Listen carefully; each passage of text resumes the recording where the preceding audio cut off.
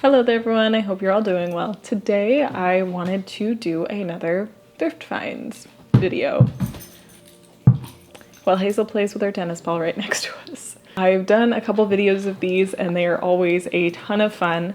I have spent, oh gosh, over a decade now collecting things from thrift stores, and I just have an overabundance, so it's a joy to get to share. Plus you all seem to enjoy them, so they're a good video to do every now and again, and I figured I would break up some of this busy, teachy stuff with something a bit more fun. So, thrift finds. I have collected 5 more of my favorite things. If you want to see the other videos, I will link the playlist of them down below and at the end. Now, before I get started, I do want to promote my Patreon and my other channel. I know Patreon's not for everybody, but if you can and would like to, I'd really appreciate it if you checked it out. It is what supports this channel and keeps all of this stuff running. There I share art, herbal profiles, book recommendations, and workshops. I do monthly workshops on topics you all choose.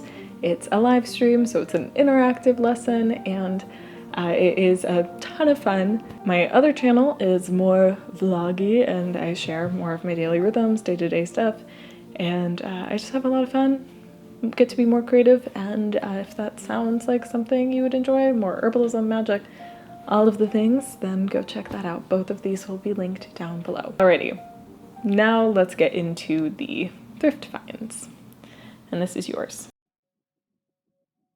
First and foremost, I have another cauldron. Are we surprised? This one is brass, but it is painted white.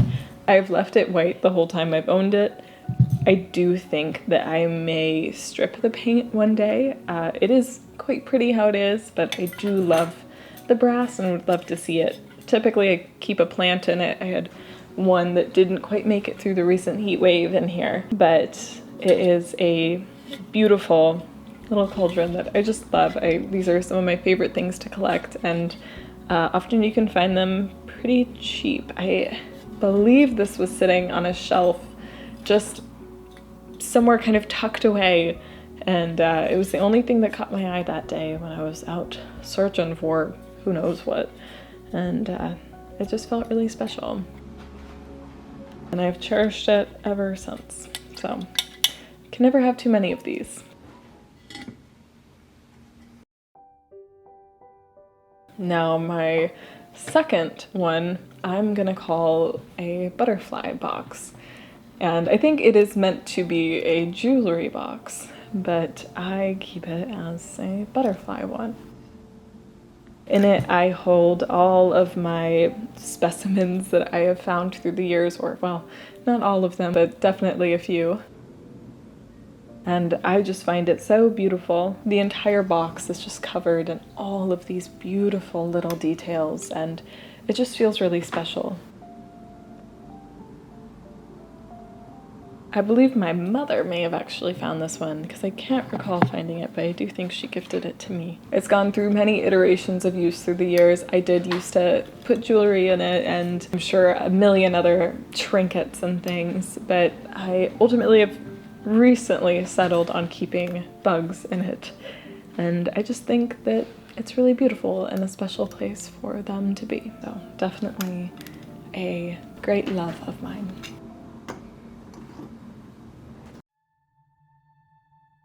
The next one is a little bit tame. It's not as exciting, but it's something that I have cherished for years. I think it's beautiful, and it's simple, but it feels good.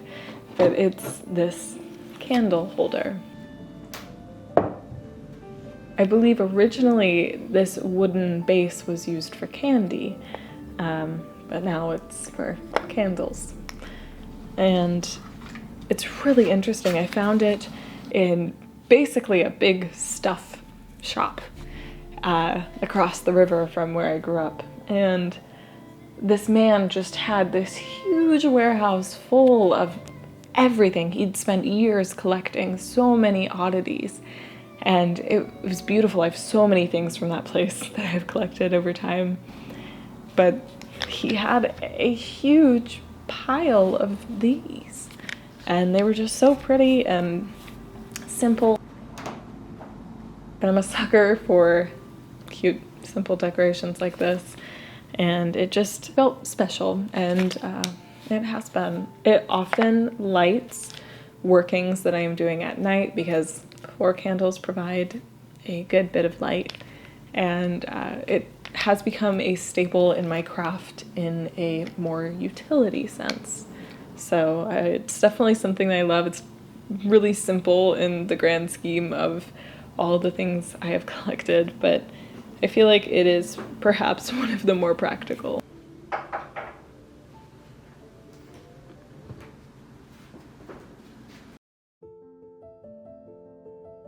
Then after this, I have something that I've had so many questions on.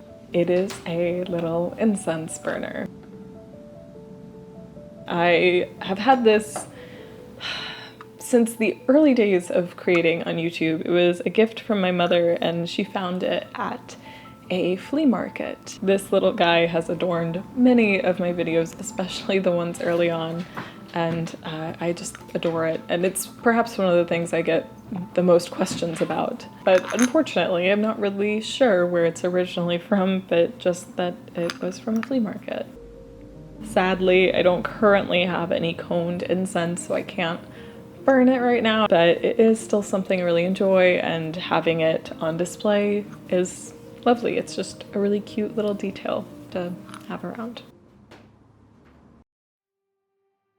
And finally, this last one is perhaps one of my all-time favorite thrift finds, and I know I've probably said that for quite a few, but it definitely ranks up there. And it is this special teapot, or kettle. My aunt got it for me recently. She saw it at a thrift store and knew that it was something I would love, and she was very right. As you all probably know very well by now, I absolutely adore copper. It is my favorite metal, possibly. I just love the way it looks, and it just makes my space feel really good and happy, and so it has been a long time collectible for me. And I was doing some research on this teapot because I didn't really know its origins or anything about it, and it's very quirky. I love its long legs, and it's just very sweet, and apparently it is Swedish, so that was kind of special to learn, and I just adore it. It's so cute, and I will be making a lot of use out of it. It is a rather new addition to everything. I think it is actually one of the newest additions to all of my collections so far, and I just absolutely love it. Can never have too many teapots, not in this house. And that's about it for this video. It's probably a little bit short, but I just enjoy sharing these things, and I hope you enjoyed getting to see a couple of collections, and maybe this will inspire you to go give some things a second home and a new life. There are so many unique and beautiful things to find in stores and secondhand shops, flea markets, anywhere. All of these things were once loved by somebody, and it's really special to get to carry on that love. Plus, they really are beautiful and unique, and I personally feel like they help make my home feel like my own. And they are quite useful in craft and practice and everything, depending on what you get, and sometimes they're just beautiful. Anyways, thank you so much for watching. I hope you enjoyed, and I will see you soon.